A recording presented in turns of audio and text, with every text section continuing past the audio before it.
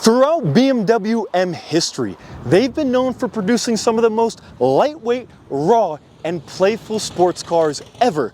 And today, we have the keys to the G87 BMW M2, and we're going to be figuring out whether this new generation M2 still lives up to that BMW M motto. Unlike the original previous gen M2, the G87 now takes the S58 engine straight from the M4 and M3. Horsepower is up by about 100 at 460 compared to the old M2's 365. As standard, the M2 comes with a reworked active M differential that optimizes traction on road surfaces, offering different levels of adhesion, improving power transfer when accelerating hard out of corners.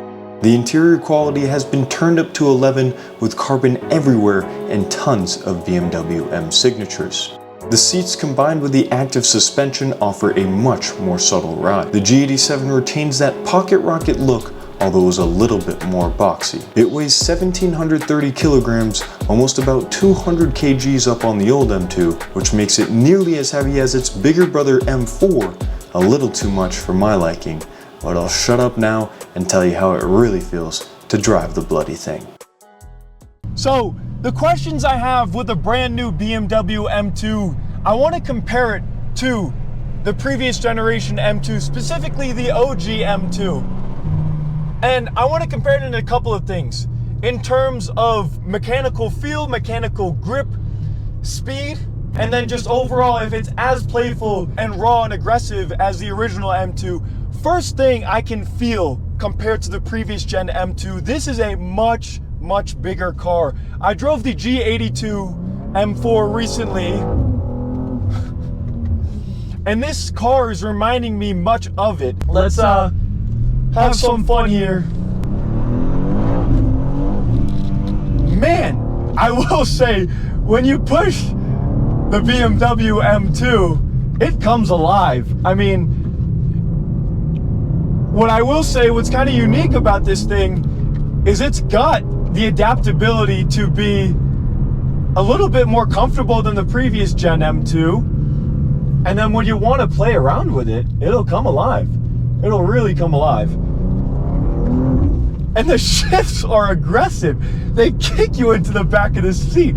It's wild. And the neat thing as well is I have the shifts on the highest setting possible right now to make them the most aggressive, but you actually have 3 different tiers. So you can make them, you know, less aggressive, and I of course want them the most aggressive as I have them on the highest setting possible. This car is 200 kilograms heavier than the previous gen M2, and I can feel it.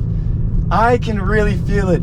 What was interesting is that the N55 OG M2, it was definitely much more compact, it was smaller, and it was lighter. And with that came a little bit of confidence. And this car, when I compare the two, it's almost like this car takes away a little bit of confidence, or it's not as confidence inspiring in terms of weight.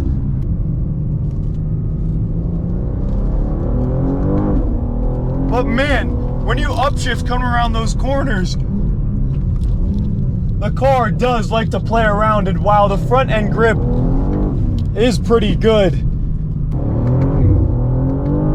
let's feel the front end grip. Throw the car in, on braking a little bit, she grips up, and then come out, and wow, she is playful. She is really playful, especially when you upshift coming out of a corner. But I mean, it's fascinating. The more I push the car and the faster you go around these corners, it's almost like the car has a way of finding more and more grip. And I think that's down to, you know, the rework BMW and the time BMW spent on developing this new chassis, creating more mechanical grip for the car, and they had to, because it does weigh 200 kilograms more.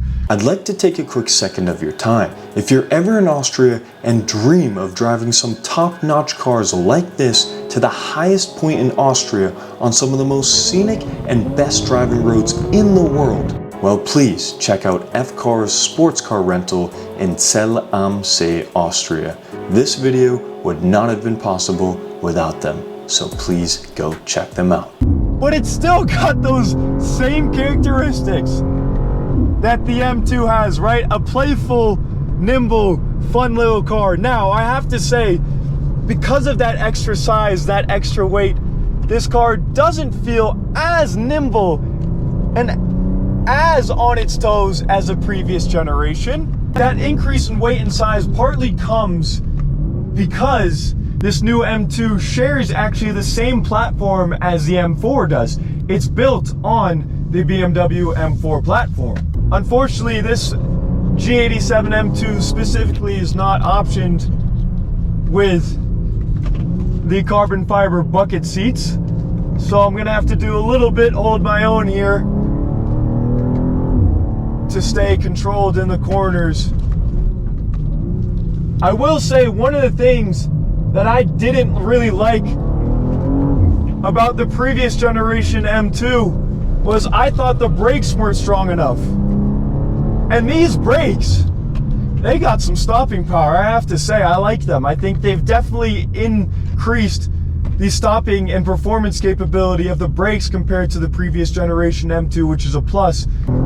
There's definitely some added weight, but this car is also much faster than the previous Gen M2. I will say that you can feel that 460 horsepower doing its job.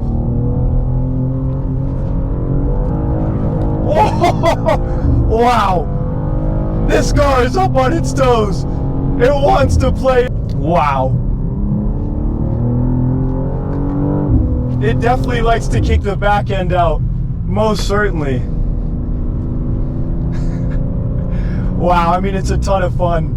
What's neat as well is you don't have to dive too deep into the brake pedal to get some serious performance from it. But I mean, yeah, you feel the extra baggage.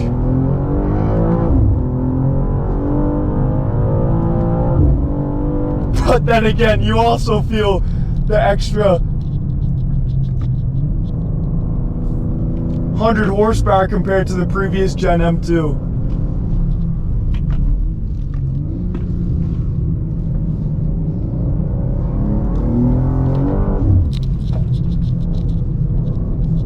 And it's interesting, I would say the steering doesn't load up as much in the corners. It's still got a nice weight to it, but I do feel a little bit less connected to the road. Now, what do I like about this new G82 M2? Well, I like that it feels a little bit quicker. I do necessarily like the fact that I think it's more adaptable to more environments all around, right? You can cruise in this car. It's just a little bit bigger, so you feel a little bit safer. It's more luxurious, and it is extremely, extremely high tech. We have this awesome heads-up display, which also changes to various different displays, whether you're in track, comfort, or sport mode.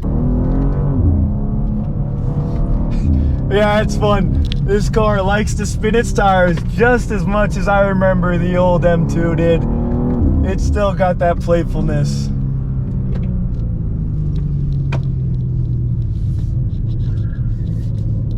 Oh, very interesting as well. The front end does have some great mechanical grip to throw the car in and it sticks, and then use the power to get out of the corner.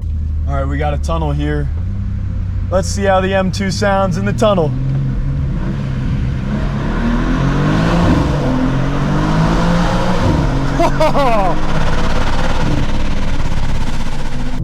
Another hairpin coming here. I mean, wow, the mechanical grip and the front end grip that this car has is freaking sensational. The way that it's able to move around these corners for the weight it has.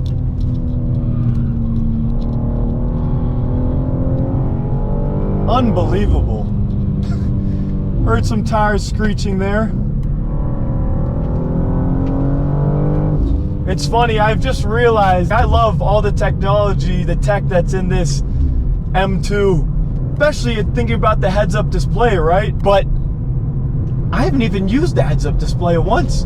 When I'm driving like this, I'm focused so much on paying attention to what's going on, what's happening on the road. It looks really cool, I gotta give it to them. It's a neat feature, and if you're cruising, I think it is a very nice feature. And that goes back to the point of the adaptability of this car that I mentioned earlier, you know? It's got a lot more features that make it more usable. Also, the adjustability that this car has. So if we go into setup, you can see there's multiple different settings we can have for each part of this car, like the motor, the suspension, the brakes, the steering, and that is something that the previous M2 certainly did not have. Now, the way the car sounds, I think we all know that OG M2 is definitely superior in the sound category, although the benefits of the S58 is extreme tuning capabilities. The upshift noise is kind of unique as well. That's something that is very similar to what the M4 has. Every time you click the upshift paddle, there's this kind of blow-off sound that goes like boom. Now, the good old question is, would I take this over the previous generation M2? You know, to me, I love cars that are lightweight. I love cars that are raw, because to me, it gives me the most driving pleasure. It gives me the most stimulus. It gives me the most sensations. And this car has had a little bit of that feeling taken away from it. But look, there are a lot of pros that come with this new M2. It's faster. I think we have a lot more space in the rear seat, so you can really easily fit 4 people in this car. I remember when I would drive my friends in the OG M2, sometimes they'd grunt because they wouldn't want to get in the back of the car. But I don't know, my consensus is I think it's lost a little bit of that rawness, that lightweight feel, and yeah, just the connectivity. It feels a little bit more high-tech, a little bit more electronic, a little bit more washed out and refined. In conclusion, I want to give you 2 key takeaways that this new M2 does better than the previous generation. Firstly is its adaptability.